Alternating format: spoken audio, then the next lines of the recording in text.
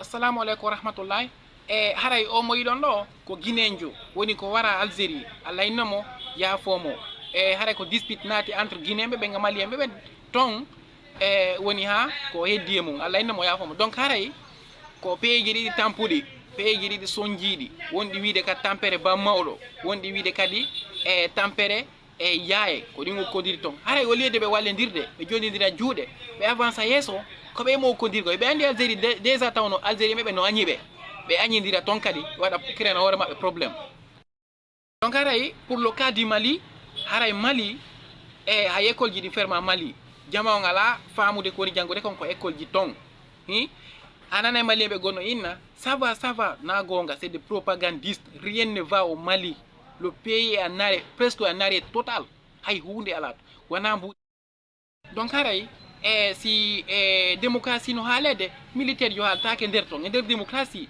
on ne parle pas des militaires là-bas quand on parle de la démocratie parce que on a dit la démocratie c'est le pouvoir du peuple par le peuple et pour le peuple donc haray si yarini il faut qu'on ferme les écoles en Afrique parce que il y a d'autres africains qui lisent qui partent à l'école ils lisent ils étudient mais ils ne comprennent rien ce qu'il étudie là-bas et donc andi si innama militaire. Quand on parle du militaire, on parle du front.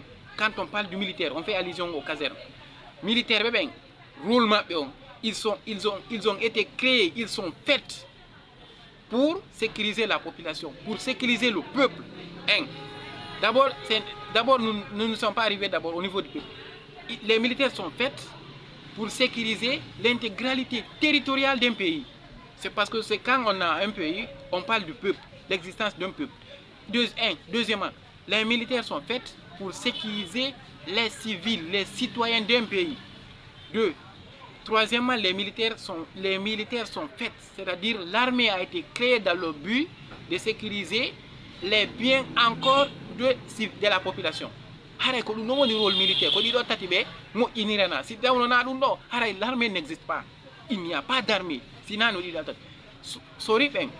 Les militaires ne sont pas faits pour commander les civils, pour diriger les civils. Le rôle des civils, c'est de commander les militaires. Normalement, quand les civils on doit là, ça va, ça va au Mali. Rien ne va au Mali.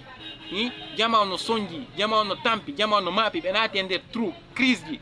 Occident no seliri be hoore mabbe, haray be bumon no yaha. Donc haray on ka don si guinéjo malenjo fotti yoɓe won nene goto baba goto yoɓe won nene goto baba goto ɓe jogodir ɓe andi koɓe tampuɓe watta tampuɓe ɗiɗo kadi wikkodir pira